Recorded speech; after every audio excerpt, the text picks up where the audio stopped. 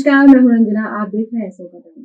साफ सुथरा घर, ऑफिस कितना अच्छा लगता है। वहीं जब घर में बेवजह का कबाड़ जमा हो जाए तो कितना खराब लगता है।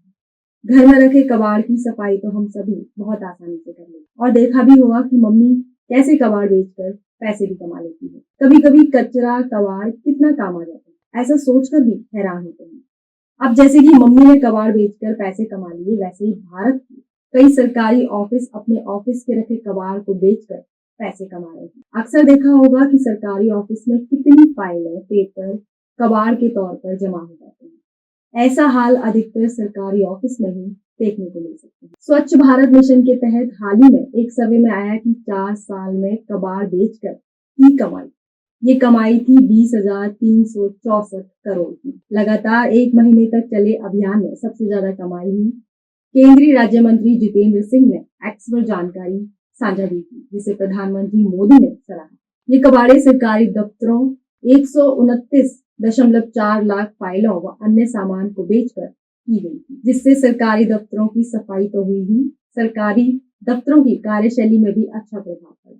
इसी तरीके को अब भारत के कई ऑफिस भी अपना रहे हैं। ऑफिस में रखे कबाड़ को बेचकर कमाई भी कर सकते हैं, वहीं कचरे को भी उपयोग में लाया जा सकता है। कचरे से बिजली बनाई जा रही है।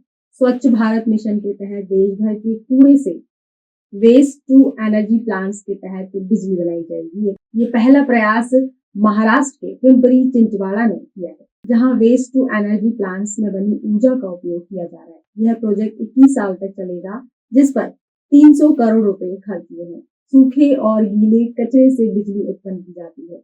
वर्तमान में 11.6 मेगावाट बिजली सब स्टेशन के लिए ग्रिड को निर्यात की जा रही है।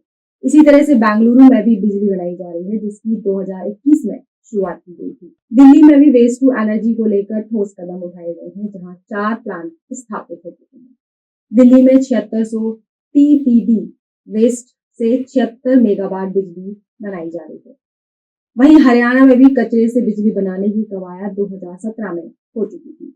इससे सोनीपत में 8 मेगावाट बिजली उत्पन्न होती है। अब कचरे से बिजली बनाने की शुरुआत थमने वाली नहीं है। देश के कई शहरों में इस प्रोजेक्ट को शुरू किया जाएगा, जिससे देश की इकोनॉमी को मजबूत करने की दिशा में मदद मिलेगी। स्वच्छ भारत मिशन के तहत इसी तरह से देश को स्वच्छ बनाया जा सकता है। देश के कई शहरों में जगह जगह कचरे का अंबार लगा हुआ देखा जा सकता है। ऐसे में अगर स्वच्छ भारत मिशन के तहत कार्य किए जाए और कचरे को, कबाड़ को उपयोग में लाया जाए तो स्वच्छ भारत मिशन अभियान सफल बन सकता है। इसलिए हमें देश के स्वच्छ भारत मिशन अभियान में साथ जरूर देना है। आगे खबरों के लिए बने रहिए सोका टाइम्स के साथ। जानकारी अच्छी लगी तो लाइक, शेयर और सब्सक्राइब करना ना भूलें।